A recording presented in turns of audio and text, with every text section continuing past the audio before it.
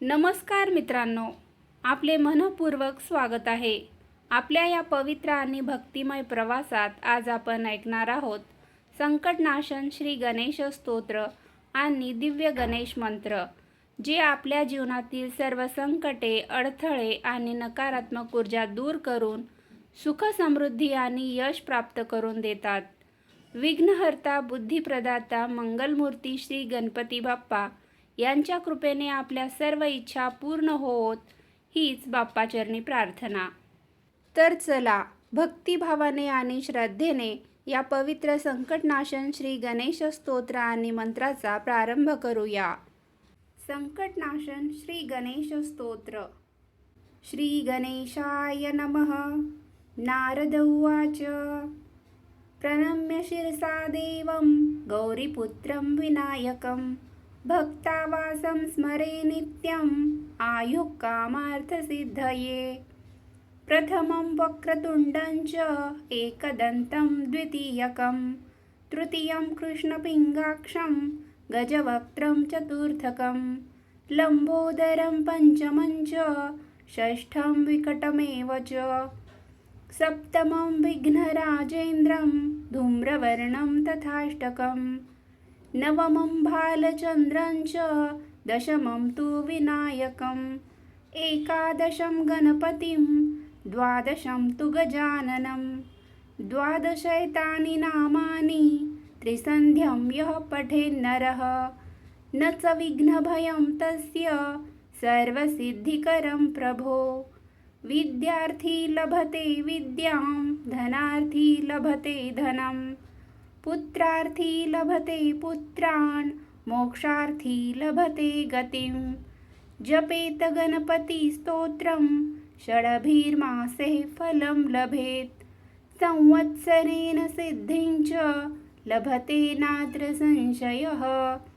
अष्टभ्यो ब्राह्मणेभ्यश्च लिखित्वा यः समर्पयेत् तस्य विद्या भवेत् सर्वा गणेशस्य प्रसादतः.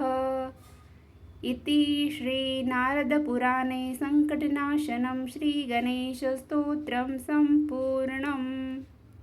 श्री गणेश गायत्री मंत्र 108 वेळा. ओम एकदंताय विद्महे वक्रतुंडाय धीमहि तन्नो दन्तिः प्रचोदयात्. ओम एकदंताय विद्महे वक्रतुंडाय धीमहि तन्नो दन्तिः प्रचोदयात्. ओम एकदंताय विद्महे वक्रतुंडाय धीमहि तन्नो दन्तिः प्रचोदयात्. ओम एकदंताय विद्महे वक्रतुंडाय धीमहि तन्नो दन्तिः प्रचोदयात्. ओम एकदंताय विद्महे वक्रतुंडाय धीमहि तन्नो दन्तिः प्रचोदयात्. ओम एकदंताय विद्महे वक्रतुंडाय धीमहि तन्नो दन्तिः प्रचोदयात्. ओम एकदंताय विद्महे वक्रतुंडाय धीमहि तन्नो दन्तिः प्रचोदयात्. ओम एकदंताय विद्महे वक्रतुंडाय धीमहि तन्नो दन्तिः प्रचोदयात्. ओम एकदंताय विद्महे वक्रतुंडाय धीमहि तन्नो दन्तिः प्रचोदयात्. ओम एकदंताय विद्महे वक्रतुंडाय धीमहि तन्नो दन्तिः प्रचोदयात्. ओम एकदंताय विद्महे वक्रतुंडाय धीमहि तन्नो दन्तिः प्रचोदयात्. ओम एकदंताय विद्महे वक्रतुंडाय धीमहि तन्नो दन्तिः प्रचोदयात्. ओम एकदंताय विद्महे वक्रतुण्डाय धीमहि तन्नो दन्तिः प्रचोदयात्। ॐ एकदन्ताय विद्महे वक्रतुण्डाय धीमहि तन्नो दन्तिः प्रचोदयात्। ॐ एकदन्ताय विद्महे वक्रतुण्डाय धीमहि तन्नो दन्तिः प्रचोदयात्। ॐ एकदन्ताय विद्महे वक्रतुण्डाय धीमहि तन्नो दन्तिः प्रचोदयात्। ॐ एकदन्ताय विद्महे वक्रतुण्डाय धीमहि तन्नो दन्तिः प्रचोदयात्।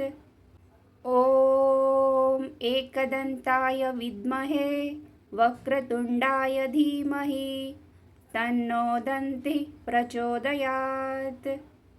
ॐ एकदन्ताय विद्महे वक्रतुण्डाय धीमहि तन्नो दन्तिः प्रचोदयात्।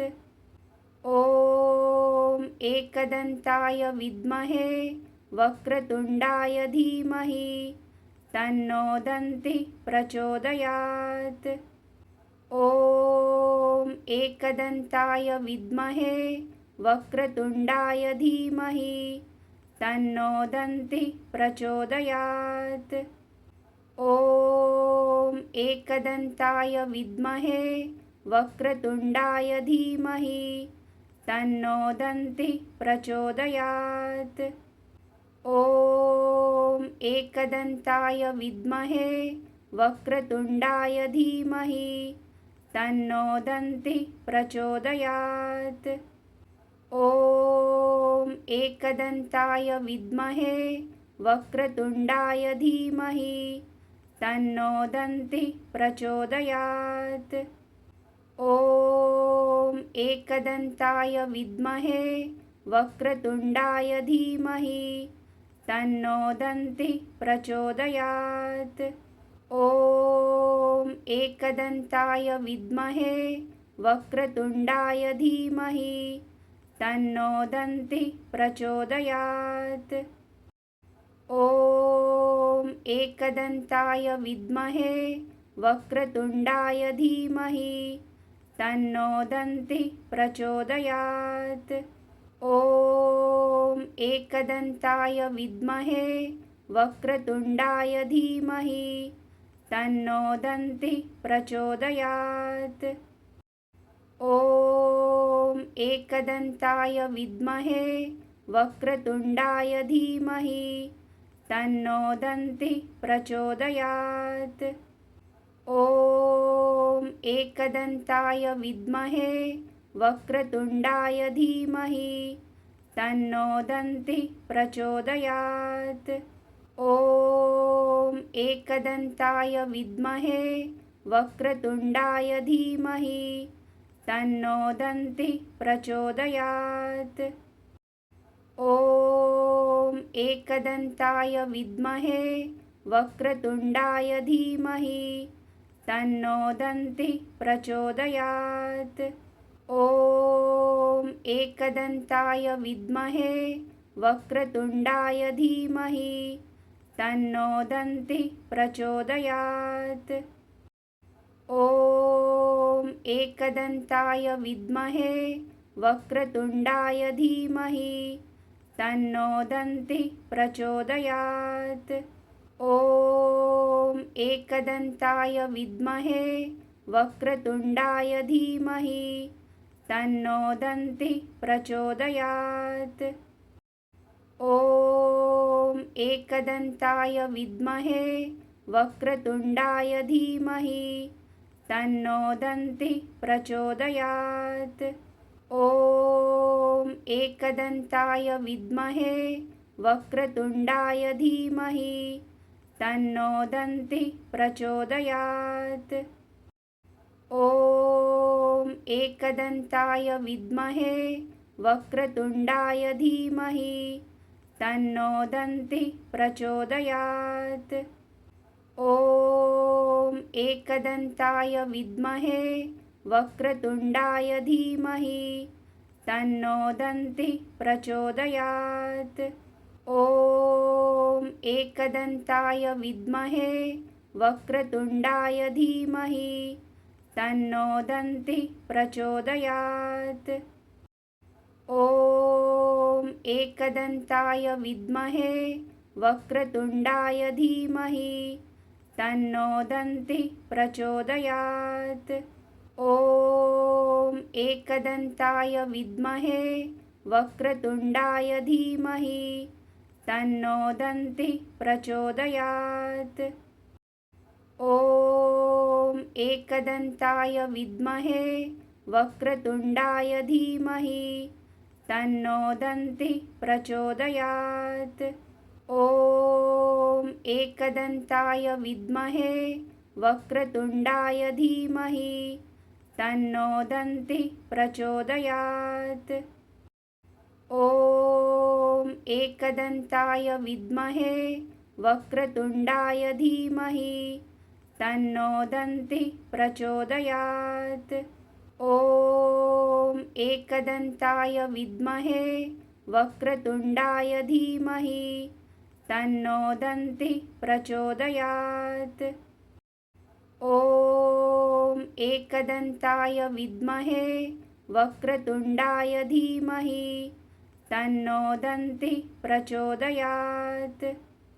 ॐ एकदन्ताय विद्महे वक्रतुण्डाय धीमहि तन्नो दन्तिः प्रचोदयात्। ॐ एकदन्ताय विद्महे वक्रतुण्डाय धीमहि तन्नो दन्तिः प्रचोदयात्। ॐ एकदन्ताय विद्महे वक्रतुण्डाय धीमहि तन्नो दन्तिः प्रचोदयात्। ॐ एकदन्ताय विद्महे वक्रतुण्डाय धीमहि तन्नो दन्तिः प्रचोदयात्। ॐ एकदन्ताय विद्महे वक्रतुण्डाय धीमहि तन्नो दन्तिः प्रचोदयात्। ॐ एकदन्ताय विद्महे वक्रतुण्डाय धीमहि तन्नो दन्तिः प्रचोदयात्। ॐ एकदन्ताय विद्महे वक्रतुण्डाय धीमहि तन्नो दन्तिः प्रचोदयात्। ॐ एकदन्ताय विद्महे वक्रतुण्डाय धीमहि तन्नो दन्तिः प्रचोदयात्। ॐ एकदन्ताय विद्महे वक्रतुण्डाय धीमहि तन्नो दन्तिः प्रचोदयात्। ॐ एकदन्ताय विद्महे वक्रतुण्डाय धीमहि तन्नो दन्तिः प्रचोदयात्। ॐ एकदन्ताय विद्महे वक्रतुण्डाय धीमहि तन्नो दन्तिः प्रचोदयात्। ॐ एकदन्ताय विद्महे वक्रतुण्डाय धीमहि तन्नो दन्तिः प्रचोदयात्। ॐ एकदन्ताय विद्महे वक्रतुण्डाय धीमहि तन्नो दन्तिः प्रचोदयात्। ॐ एकदन्ताय विद्महे वक्रतुण्डाय धीमहि तन्नो दन्तिः प्रचोदयात्। ॐ एकदन्ताय विद्महे वक्रतुण्डाय धीमहि तन्नो दन्तिः प्रचोदयात्। ॐ एकदन्ताय विद्महे वक्रतुण्डाय धीमहि तन्नो दन्तिः प्रचोदयात्। ॐ एकदन्ताय विद्महे वक्रतुण्डाय धीमहि तन्नो दन्तिः प्रचोदयात्। ॐ एकदन्ताय विद्महे वक्रतुण्डाय धीमहि तन्नो दन्तिः प्रचोदयात्। ॐ एकदन्ताय विद्महे वक्रतुण्डाय धीमहि तन्नो दन्तिः प्रचोदयात्। ॐ एकदन्ताय विद्महे वक्रतुण्डाय धीमहि तन्नो दन्तिः प्रचोदयात्। ॐ एकदन्ताय विद्महे वक्रतुण्डाय धीमहि तन्नो दन्तिः प्रचोदयात्। ॐ एकदन्ताय विद्महे वक्रतुण्डाय धीमहि तन्नो दन्तिः प्रचोदयात्। ॐ एकदन्ताय विद्महे वक्रतुण्डाय धीमहि तन्नो दन्तिः प्रचोदयात्। ॐ एकदन्ताय विद्महे वक्रतुण्डाय धीमहि तन्नो दन्तिः प्रचोदयात्। ॐ एकदन्ताय विद्महे वक्रतुण्डाय धीमहि तन्नो दन्तिः प्रचोदयात्। ॐ एकदन्ताय विद्महे वक्रतुण्डाय धीमहि तन्नो दन्तिः प्रचोदयात्। ॐ एकदन्ताय विद्महे वक्रतुण्डाय धीमहि तन्नो दन्तिः प्रचोदयात्। ॐ एकदन्ताय विद्महे वक्रतुण्डाय धीमहि तन्नो दन्तिः प्रचोदयात्। ॐ एकदन्ताय विद्महे वक्रतुण्डाय धीमहि तन्नो दन्तिः प्रचोदयात्। ॐ एकदन्ताय विद्महे वक्रतुण्डाय धीमहि तन्नो दन्तिः प्रचोदयात्। ॐ एकदन्ताय विद्महे वक्रतुण्डाय धीमहि तन्नो दन्तिः प्रचोदयात्। ॐ एकदन्ताय विद्महे वक्रतुण्डाय धीमहि तन्नो दन्तिः प्रचोदयात्। ॐ एकदन्ताय विद्महे वक्रतुण्डाय धीमहि तन्नो दन्तिः प्रचोदयात्। ॐ एकदन्ताय विद्महे वक्रतुण्डाय धीमहि तन्नो दन्तिः प्रचोदयात्। ॐ एकदन्ताय विद्महे वक्रतुण्डाय धीमहि तन्नो दन्तिः प्रचोदयात्। ॐ एकदन्ताय विद्महे वक्रतुण्डाय धीमहि तन्नो दन्तिः प्रचोदयात्। ॐ एकदन्ताय विद्महे वक्रतुण्डाय धीमहि तन्नो दन्तिः प्रचोदयात्। ॐ एकदन्ताय विद्महे वक्रतुण्डाय धीमहि तन्नो दन्तिः प्रचोदयात्।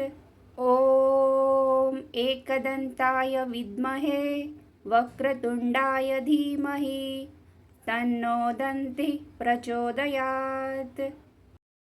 ॐ एकदन्ताय विद्महे वक्रतुण्डाय धीमहि तन्नो दन्तिः प्रचोदयात्। ॐ एकदन्ताय विद्महे वक्रतुण्डाय धीमहि तन्नो दन्तिः प्रचोदयात्। ॐ एकदन्ताय विद्महे वक्रतुण्डाय धीमहि तन्नो दन्तिः प्रचोदयात्। ॐ एकदन्ताय विद्महे वक्रतुण्डाय धीमहि तन्नो दन्तिः प्रचोदयात्। ॐ एकदन्ताय विद्महे वक्रतुण्डाय धीमहि तन्नो दन्तिः प्रचोदयात्। ॐ एकदन्ताय विद्महे वक्रतुण्डाय धीमहि तन्नो दन्तिः प्रचोदयात्। ॐ एकदन्ताय विद्महे वक्रतुण्डाय धीमहि तन्नो दन्तिः प्रचोदयात्। ॐ एकदन्ताय विद्महे वक्रतुण्डाय धीमहि तन्नो दन्तिः प्रचोदयात्। ॐ एकदन्ताय विद्महे वक्रतुण्डाय धीमहि तन्नो दन्तिः प्रचोदयात्। ॐ एकदन्ताय विद्महे वक्रतुण्डाय धीमहि तन्नो दन्तिः प्रचोदयात्। ॐ एकदन्ताय विद्महे वक्रतुण्डाय धीमहि तन्नो दन्तिः प्रचोदयात्। ॐ एकदन्ताय विद्महे वक्रतुण्डाय धीमहि तन्नो दन्तिः प्रचोदयात्। ॐ एकदन्ताय विद्महे वक्रतुण्डाय धीमहि तन्नो दन्तिः प्रचोदयात्। ॐ एकदन्ताय विद्महे वक्रतुण्डाय धीमहि तन्नो दन्तिः प्रचोदयात्। ॐ एकदन्ताय विद्महे वक्रतुण्डाय धीमहि तन्नो दन्तिः प्रचोदयात्। ॐ एकदन्ताय विद्महे वक्रतुण्डाय धीमहि तन्नो दन्तिः प्रचोदयात्।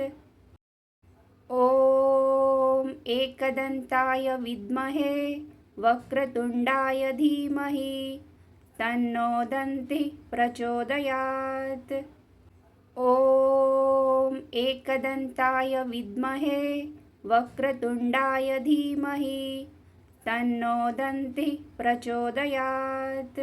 ॐ एकदन्ताय विद्महे वक्रतुण्डाय धीमहि तन्नो दन्तिः प्रचोदयात्। ॐ एकदन्ताय विद्महे वक्रतुण्डाय धीमहि तन्नो दन्तिः प्रचोदयात्।